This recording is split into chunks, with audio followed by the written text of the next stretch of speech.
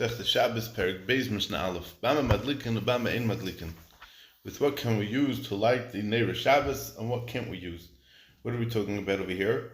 What kind of psilus, what kind of wicks, and what kind of shmanim do we use for the Neir Shabbos? What's bechlal the mitzvah of Neir Shabbos? So the Chachamim were geyser that one must kindle at least one light shortly before Shabbos in the room where the Suda of Leil Shabbos will be eaten. Rashi and Daf Chaf Amud Beis explains that this halacha falls under the category of Kavod Shabbos. In order to honor Shabbos, one must eat an important meal, and all Sudas are conducted in a place where there's light. Taisus gives a different explanation. The obligation to kindle a Shabbos light stems from the mitzvah of Einig Shabbos, for without light, a person will not be able to enjoy his meal.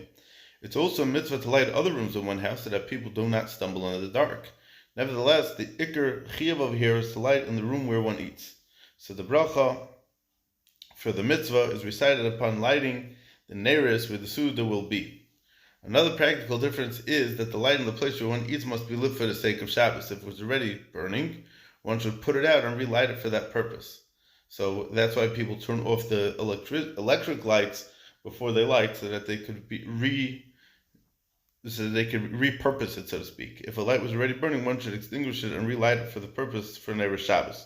But as for the other rooms in the house, it's good enough if they're already lit. There's no chiyuv to kindle lights there specifically for Shabbos.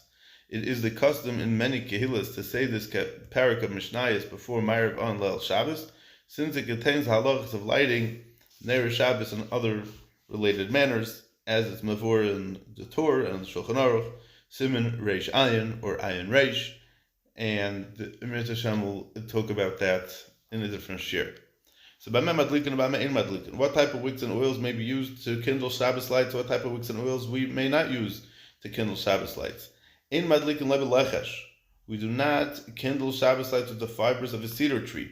These are wool-like woody fibers that are found between the bark and the wood of a cedar tree. Nor with uncombed flax. After the stems of flax from which linen is made have been crushed, they are combed with a metal brush. The Mishnah refers to a wick made from flax that has not yet been combed. Not with kalach. Kalach is a very shvachet type of silk. Nor with the fibers of a willow tree.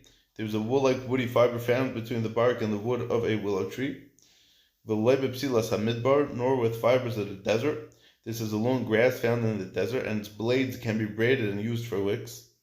Nor can we use simos. What's simos? The green substance on the surface of the water. That's Yureka Shalpnei Hamayim, that's simos. This refers to the dark green moss that grows on the bottom of moored boats, the boats that sit in the water for a long time. So this moss grows on it, so you cannot use that for Neir Shabbos. These materials are no good to be used for wicks in a Shabbos lamp because they don't produce a steady flame. The Chachamim forbade using wicks that don't produce a steady flame because they were concerned that if the flame flickers on Shabbos, a person might unthinkingly tilt the lamp to move more oil to the wick to make the flame brighter, or to prevent it from going out, which would be under the category of the malacha of mavir, lighting a fire. V'loi bezefes, and these materials, these substances cannot be used as fuel.